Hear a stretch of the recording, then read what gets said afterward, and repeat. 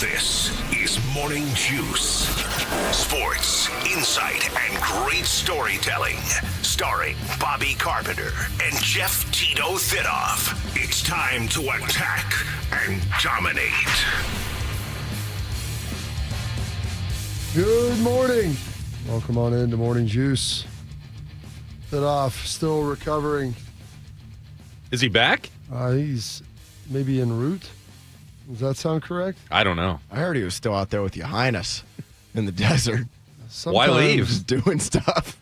There's sometimes like some traps you can't escape. You could check out any time you like. She never leaves. You can never leave. Oh, he just maybe doesn't want to leave.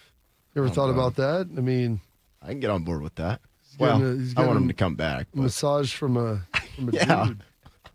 Dude massages. he's out there hanging out with Justin Tucker and Robert Kraft, apparently. Who knows what's going on? It's a beautiful mystery, Austin. How was your weekend? It was fantastic, Bob. WrestlePalooza was a fantastic event.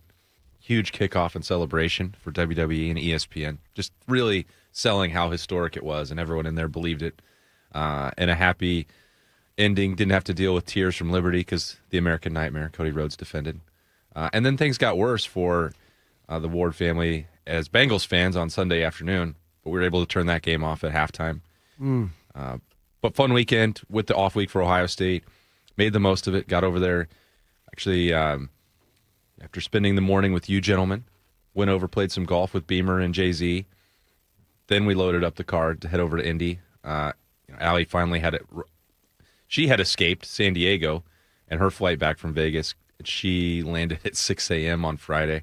Oh, it sounds great. And then she grabbed a nap, and then, while I was playing golf, and then it was good to spend some time with the girls over the weekend. And we caught a little bit of college football as well. Saw Mike Gundy's career going down in flames against Tulsa on Friday night while we were out. And yeah, it's the first time in like 75 years I think they've won in Stillwater. So it's that was remarkable.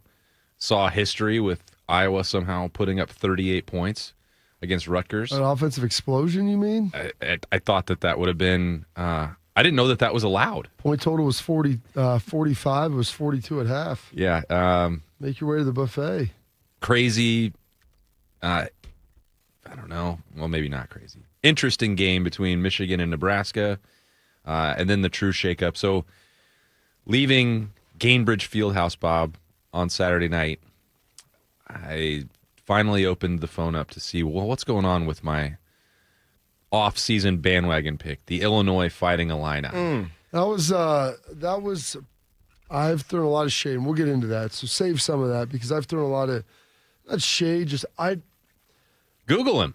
Yeah, he's not wrong. Kirk Cignetti, he is a unique beast and a very good beast as a football coach. That's what I looked at the score at that time as I was leaving, and I was like, the beast incarnate is now Indiana and Brock Lesnar. So the same thing that we saw in that squash match to start WrestlePalooza, Indiana turned into Brock Lesnar and Illinois turned into John Cena. What a night. Just tying it all together. It was. Great night for you there, Austin. Great night. I stayed up and watched some of that Michigan State USC game. So it looked like USC was Big Ten after dark, baby. 11 p.m., babe. Watching that. And about midnight, the game seemed in the bag, more or less, for USC. Flipped on that Charlie Sheen documentary and watched the first half of, not the first half of the first part. It's a two-parter, probably about 3 total hours. So I watched about 45 minutes of before I fell asleep and went to bed. So that was a beautiful Saturday night for me. I did about the same thing as you yesterday. I only got the first half hour out of the way. But it was pretty good. It's going to be good. It starts out very heartwarming. It's phenomenal. It's dad and brother. Is that the word for it? I would say so. The first half hour, like there's not. I got to have a catch with my dad. I guess that was heartwarming. Yeah, like it talks about his relationship with his family and his brother and them moving around and living up in Malibu when it was like unsettled. It kind of reminded me of like the Kennedys and Camelot. Now I know that we take a hard right turn here at some point in time, but we haven't got to that hard right. So they're just driving along the Pacific Coast Highway out there, just hanging out. Living life with Sean Penn. Sean Penn, dude. The buddies. I didn't know that we were some of the... I didn't know Amelia was older than him either. There was a lot of things that I was learning already in the first That's my 10 point. minutes. There was discovery in that. I knew that Charlie Sheen and Sean Penn were friends. I didn't know that they were running around in their backyard filming movies on Super 8 cameras 100%. with Emilio Estevez and the Penn brothers. Yeah. And like just staging a bunch of murder scenes over and over and over. That stuff was wild. What's the most exciting scene in any show? Someone pulls a gun. That's Michael Scott. Get your heart racing. He'll tell you. My improv class absolutely hates it. What did he tell you? Said he has a gun. Some MLB scores. Reds 1-0 over the Cubs. Guards fall 6-2 to the Twins. But I believe if the playoffs started today, they're in right now. Both of them are in. Yep. I always used to ask Rothman. He hated it. I go, if the playoffs start today, they don't. They don't, but they start probably a week. Bodie told me I think next week. Tuesday, yeah. Next Tuesday, so a week from tomorrow. Today through Sunday is the final week of the regular season. Guards and Reds both control their own playoff destiny. Good news for the Redlegs. They host the Pirates for the first of three tomorrow night. And then the Guardians have a lot of stuff going on there. They're a game back of the Sox. The Red Sox for the second American League wildcard spot. They're tied with Houston for the final wildcard spot. But they're also only a game back of Detroit, and they host Detroit for the first of three tomorrow night. So they can still get the division, or they could be the second or third wild card spot, or something else. Scenario, the season could be over Sunday. But Cleveland's hot right now. The city, not just the Guards. Speaking of that, Browns 13-10 over the Go Pack Go. Who had that one? No one. Shark. Maybe, I don't even think Shark. There's no way that Shark's got to be betting against the Browns. I think most of the Browns fans probably bet again. I'm going to at least get paid for my misery today. Right. I'm going to take the pack and feel good about it. Andre Schmidt's going to nail this 55-yard field goal. He's going to do the amount of field goal blocks that were going on yesterday, it was insanity. How does that all happen on one day? That's what makes There were 6 or 7 NFL games that came down to like the final 2 minutes of the game. It was absolutely unbelievable cinema. Roger Goodell was feeling good about life. Bengals not as lucky in Minnesota. No luck whatsoever there. No luck whatsoever, falling 48-10 to the Vikings. Who are the Vikings led by? Carson Wentz. Carson Wentz. Yeah. Anytime you can watch a team, your team that you're rooting for in a given situation, go on the road and not just lose, and not even just get demoralized, quarterback, but lose to Carson Wentz. I don't recommend it. 0 out of 10. Do not recommend. Not a great experience. That's a bummer. Steelers find a way to win in an ugly battle against the Jets, but they win 21-14 off of 5 turnovers by the Jets, keeping them in it, and some good red zone defense as well. The Pats. They beat the Jets already, week 1. Yes, Patriots. Sorry about that. Oh, you're good. Thank you. Yes, the Patriots. We're locked in. Yeah, another AFC's team. Whoever they are. We got to see Braves get that going. Yeah, that was he was not going to be happy about that situation at all. But without any further ado, let's dive into Today in History. Time to get smarter. Morning Juice presents Today in History. Here's your professor, Bobby Carpenter. All right, it is Monday, September 22nd, the 265th day of the year, which means there are squarely 100 days remaining in this 2025. The final countdown. It is the final countdown. As soon as we crack into double digits, it go on that epic tear. It probably is because it's right at the prime of the apex of football season and everything else. This date's 1776. Nathan Hale is hanged during the American Revolution for being a traitor, for treason. This day, 1862, the preliminary version of the Emancipation Proclamation is released by Lincoln. Did not fully espouse that until a year later in 1963. This date, 1953, the first 4-level stack highway interchange in the world is opened in Los Angeles, California. They were trying to solve the traffic problem. Solve the traffic problem. They crushed it. Never any issues with that whatsoever. Yeah. Getting it done. Smooth sailing. Why not? And then this day, 1969, Willie Mays hits his 600th home run for the San Francisco Giants, becoming the second player only to do so. First, here's the pitch to Willie. Swung on, hit deep to left. That one is way back, way back, way back. Well, that's goodbye. Number 600 for Willie Mays and the bye-bye Baby Bonanza. And the Giants come to home plate to greet him. Number 600 for Mays. He hit it over the 370-foot mark. A standing ovation here in San Diego for Willie. He's mobbed at home plate. Mobbed at home plate. This day, 1976, Red Dye 4 is banned from the FDA for causing bladder cancer in rats. Ooh. Got that going for us. Whew. And then this day, 1985, the first Farm Aid concert took place in Champaign, Illinois, for helping to support the farmers. The change is long alive. I wanna know what love is. Oh, yeah. I want you to show me. I want you to show me. Listen. Tom Petty? Believe what you wanna believe. You see the like a refugee. Don't have to live like a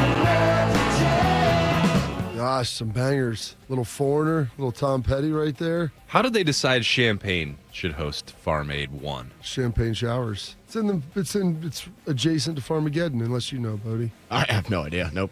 Not a clue. Thought Bodie was going to tag in. You looked like you had something. Thought he had something cooked up. Nothing. Yeah. Maybe well, just big fans of the Illini. there you go. Listen, man, it's out there in the farm country. This date, 1990, Andre Dawson. Have you ever heard of the baseball player Andre Dawson? I know I'm going to take some serious heat for this. The Hawk, yeah. Really? Uh-huh. Been serious? I'm being dead serious. Clark? Are you serious, Clark? I Surely did you not can't be know who serious. Andre Dawson was. We had two options to watch baseball growing up, Bob. You could watch TBS and watch the Braves. You should remember this. Or you could Yeah. have WGN, the Superstation. You could watch the Cubs. I didn't, every have, day. I didn't have cable, so we got Well, they weren't neither. on. They were just out. Well, TBS, I guess, was, but I thought everybody had WGN. Like, you could. Not us. Oh, all right. So which team did he play for? The Chicago Cubs. Okay. I had no idea. It's amazing because I told He's in the Bodie- Hall of Fame, isn't he? Yes, and there's a reason why. I saw this stat, and I was like, Bodie, on this day, Andre Dawson steals his 300th base. I was like, okay, it's kind of a big deal. Not crazy, but that made him the only other player to have 300 home runs, 300 steals, and 2,000 hits. That only other player was the aforementioned Willie Mays earlier. So anytime you're kind of on pretty that good company. platitude, yeah, pretty darn solid right there. And they didn't even have anything for him in there, did they? There was nothing. Nope. Exactly. No one knows. They scrubbed It it. was like, well, it's just a 300 stolen base. Who cares? We're moving I on. didn't know. This day, 1991, the day Dead Sea Scrolls are made public to the world. 1993, Nolan Ryan pitches his final game. Ryan throws another pitch out of the strike zone. He knows that something is wrong, and after talking to the trainer, Nolan heads to the clubhouse. He knows he's done for the day. And Danny turns to Kevin Kennedy, and that's finished. it. Oh, boy. I just hope this isn't the way it ends. Ryan has a partially torn medial collateral ligament in his right elbow. The fans of the Kingdom in Seattle give the 27-year veteran one last standing ovation as he walks off the field for the last time. I can't really say I've ever sat around and fantasized about how I'd like to end my career, but I think I would have been, if I had, it certainly would have been with a strong performance in a pennant race, I guess striking out the last hitter I ever faced. I certainly knew that my career was going to end this year. It certainly hadn't ended the way I wanted it to, and certainly it's ending on a disappointing note. I mean, the guy was like 47 years old. Yeah. Pitch forever. He pitched forever. Like, it was only a matter His of arm time. finally said, Nolan, I ain't got much more in me. It was only a matter of time before, he was going to be donezo. There's no more fastballs left in it. Yeah. Please stop. No, Get me out of here. Absolutely not. This date, 2004, Barry Bonds has intentionally walked 4 times in a 9-inning game. So every single at bat, just take your base. Yeah. Take your base. I would have thrown my bat at one of the balls that was being pitched over there. He did occasionally swing at him. Yeah. If you left one a little too close to the zone. I'll make you work for this thing. And then this date, 2012. I know Bodie was really excited about this one. We Are Never Getting Back Together hits number 1 for the 3rd straight week for Taylor Swift. Remember how that lasted for a day? I say I hate you, we break up, you call me I love you. Ooh, we called it off again last night, but this time I'm telling you, we are never, ever, ever getting back together. That song cannot be 13 years old, Bob. That doesn't sound right. That's impossible. Where is time going? Time is a funny thing, Austin. It's a flat circle.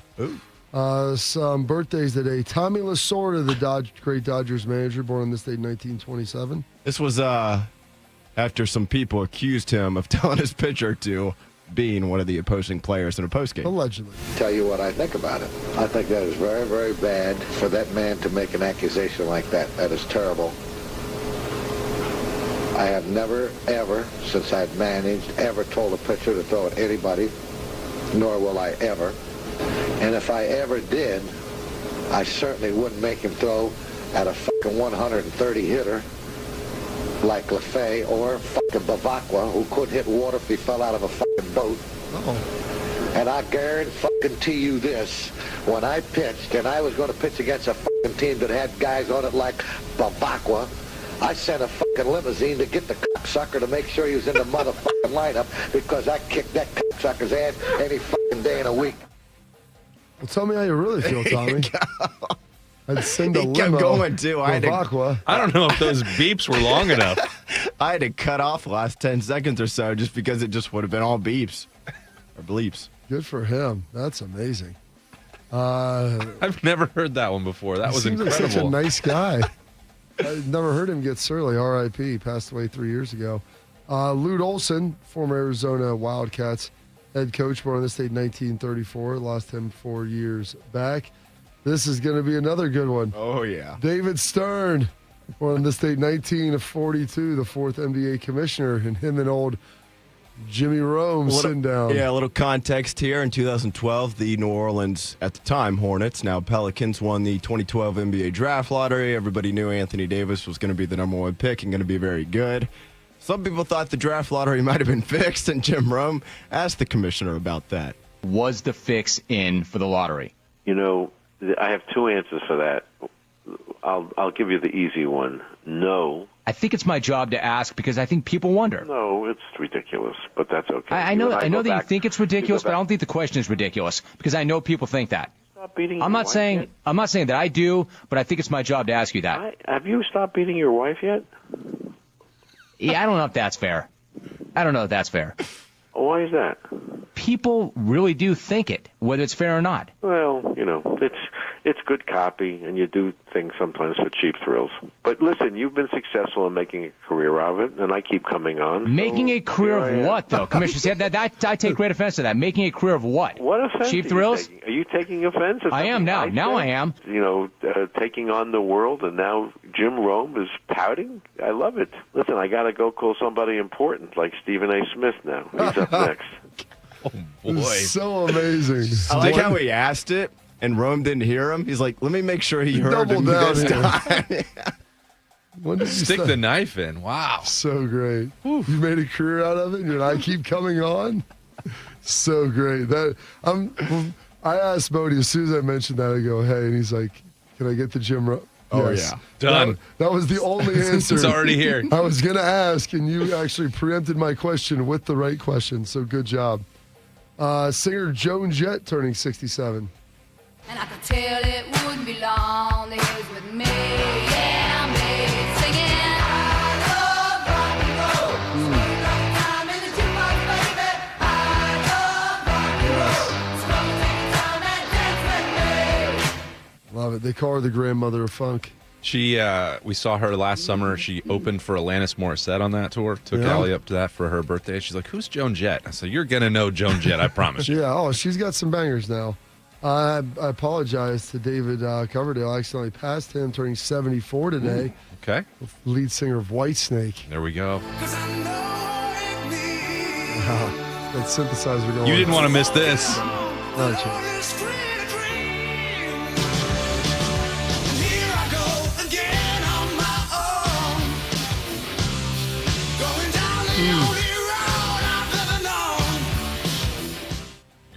That one's pretty good right there. I remember that song came on. I was about, I was a senior driving back from a front row. Front row. And I was driving back from Michigan State with two of my high school buddies. We went up there and watched a game. I don't know if it was the last game of the season. It wasn't, but it was after like our high school season. So it was in November. That song came on. It was a long drive. Right as we were driving through on 71, the 7170 interchange right there on Children's Hospital, I was like, all right, we got about 40 minutes left in this drive back to Lancaster. We'll be good. Getting back for, we stayed the night, so I think we drove back Sunday maybe? I don't know. It was a fun time, though. That song came on. Wind in my hair. I had the windows all down, man. Feeling good. In late November. It wasn't cold. It wasn't late November. So it was like unseasonably warm for some reason. It's probably 50s. Bob Sapp, MMA legend, turning 52 today. The Denard Dog Robinson, turning 35. Former Michigan quarterback. Shoelaces. George C. Scott, born on this date, or passing away on this date, 1999. And Yogi Berra, famed catcher, passing away on this date, 2015. In the immortal words of a great Italian American, Yogi Berra, it ain't over till it's over. It isn't over till it's over. We may be lost, but we're making good time. Yogi Berra once said, when you come to a fork in the road, take it. The future ain't what it used to be. And the kids will say, Dad, you said another one. And I don't even know I say them. I really don't. You don't. Well, if you get hurt and miss work, it won't hurt to miss work. Chocolate chip cookies. You can taste how good they are just by eating them. It was hard to have a conversation with anyone. There were too many people talking. This is beginning to feel like deja vu all over again. What a guy. That's a good one. He had some classic lines. Great job with lines. that, General. Yeah, well, the Boatster puts it all together for us. Some holidays observances. We've got a lot here today. Oh, no, not these. Oh, no, these are some of your favorites. They are very entertaining. It's Hobbit Day. Ooh. For those that That's love not a thing. Middle-earth? Yeah, Come it is. on. Oh, it's a huge thing. What hobbits are celebrating today? Frodo. Okay. Yeah. Just Frodo? He's the only one. Okay. He's the most famous of all the hobbits. I think that's probably true. Ice Cream Cone Day. Ooh. Oh, my gosh. It is World Car Day, World Rhino Day. How about that? No. And America Businesswoman's Day. And those are your historical events, your birthdays, your passings, your holidays, observances. For this date, September 22nd, the 265th day of the year, and 100 days remaining in this 2025. Hey, great job with that, General. Good job. Appreciate you, Austin. Coming up, I believe we have a Bill Bender sighting as we break down everything from the college football weekend here on Morning Juice. One man is a national champion, NFL veteran, and local business leader. The other man is Tito. This is Morning Juice. Sponsored by Riverside Bank of Dublin. Here's Bobby and Tito.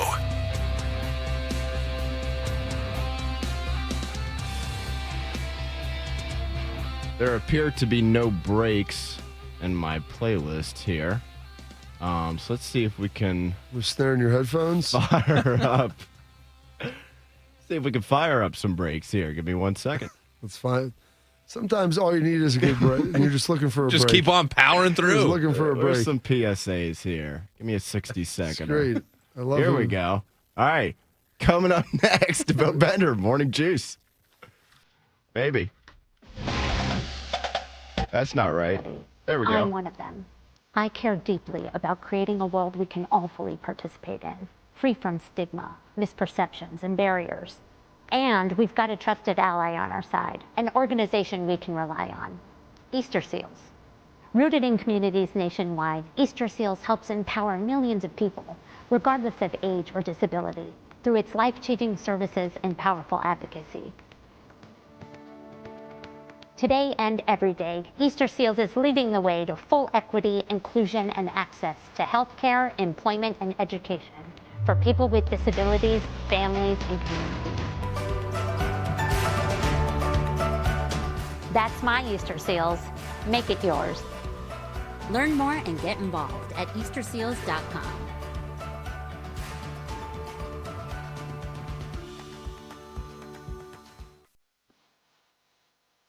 One in 4 Americans today are living with a disability. I'm one of them. I care deeply about creating a world we can all fully participate in, free from stigma, misperceptions, and barriers. And we've got a trusted ally on our side, an organization we can rely on. Easter Seals. Rooted in communities nationwide, Easter Seals helps empower millions of people, regardless of age or disability, through its life-changing services and powerful advocacy. Today and every day, Easter Seals is leading the way to full equity, inclusion, and access to health care, employment, and education for people with disabilities, families, and communities. That's my Easter Seals. Make it yours. Learn more and get involved at easterseals.com.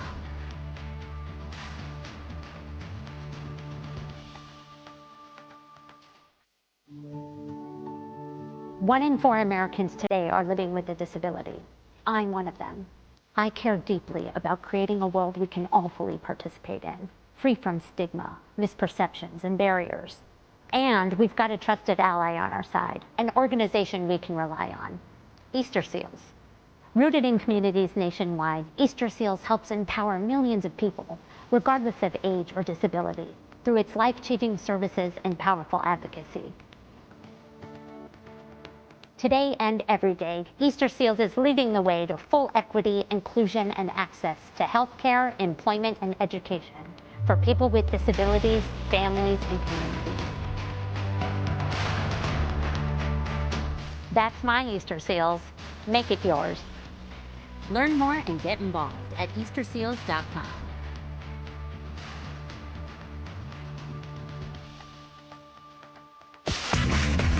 Bobby is the all-American male. Tito pulled a hammy getting his mail. This is Morning Juice.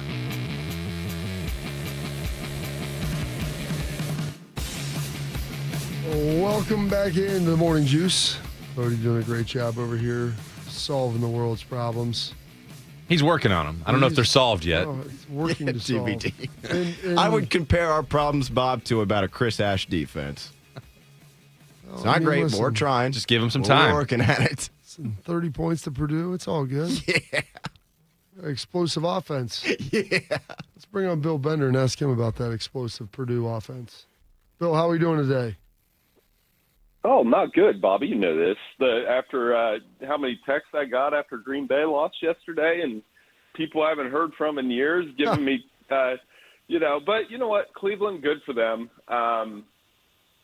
Many mistakes, 14 penalties, blocked field goal at the end, and that's how you lose NFL. You know that. That's how you lose games in the NFL. So, good for Cleveland. Their defense is really good. And you just got to deal with it, right? My son is not looking forward to going to school today. No, I mean, you're surrounded by Browns fans everywhere, Bill. That's the worst outcome you can possibly have. Yeah, between them and then they play the Bengals in a couple weeks. This is always that weird year where I tell people I care about those two games more than I should because, they are against AFC opponents, but a lot of pride there. But, it was a crazy day in the NFL yesterday, and it was a crazy day in college football kind of on Saturday, Austin. I would say the most eye-opening thing to me Saturday was the way Indiana beat Illinois. Yeah. I mean, none of us saw that coming. I had Illinois as one of my, I don't know where you were on the Bielema hype train, Bill, but I spent all offseason really hyping that program up as a playoff contender, as maybe one of the most difficult road trips or one of the most difficult games for Ohio State. And then, boom, 63-10. I was blindsided by that one. Yeah, not only did Fernando Mendoza play amazing, they had 2 incompletions in the first half. They ran up and down the field on Illinois. I picked Illinois to win the game.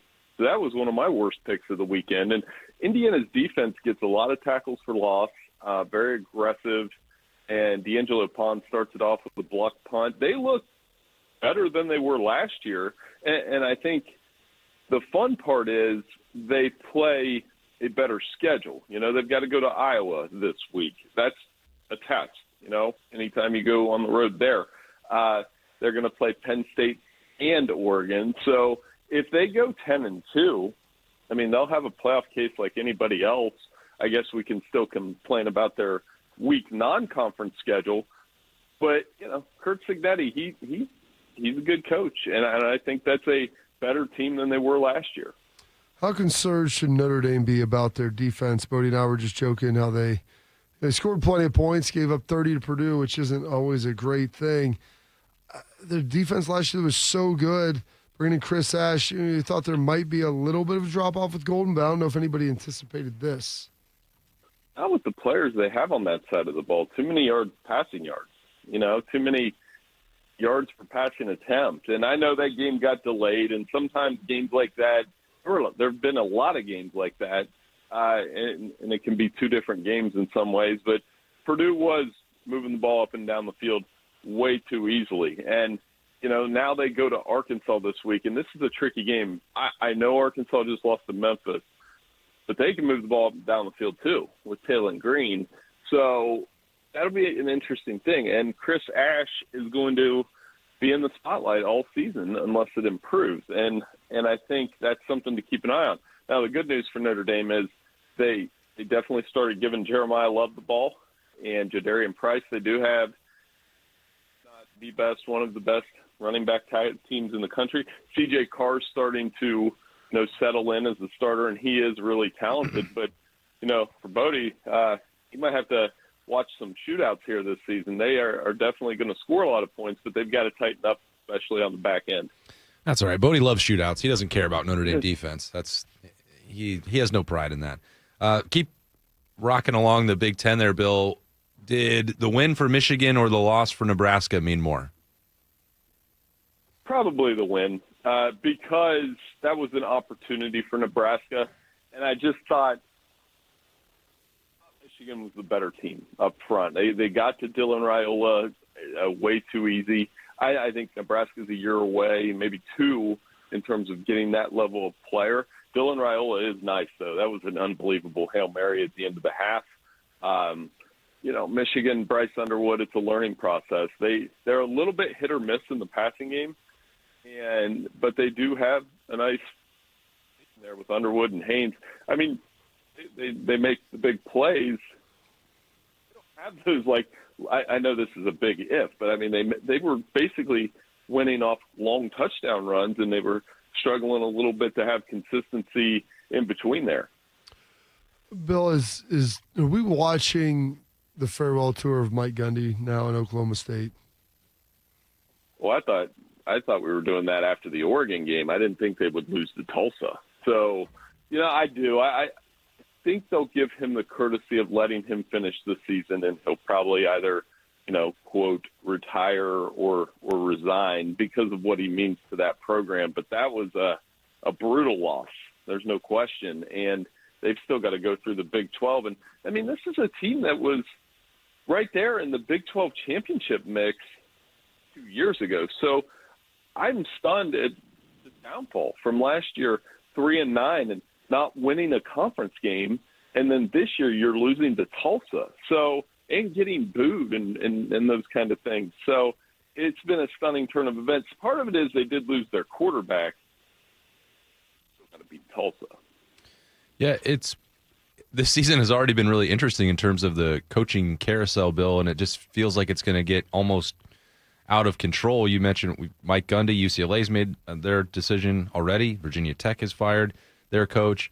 Everyone is counting down, the buyout to see if that's going to happen for Luke Fickell at Wisconsin. And I'm very surprised at how things have gone there for Fick. But then getting, beat the way that they did at home by Maryland, it's starting. I didn't think it was that realistic because it's $25 million and the timing of the extension and all that stuff with Wisconsin and the AD's relationship with him. I was like, he's probably still going to get another year beyond this. But every week it's becoming a more legitimate conversation that Wisconsin could be in the spinning around the carousel. Right, and Fickle said afterward, he was very honest and genuine in his answer. I mean, it's not easy to answer a question that you get about the student section chanting "fire Fickle" after a game. Now, that they will need. I don't think he's going to because of that buyout, because of the athletic director comes out and offers his support, and sometimes we know what that means. It can be the kiss of death, but I think that is a costly buyout.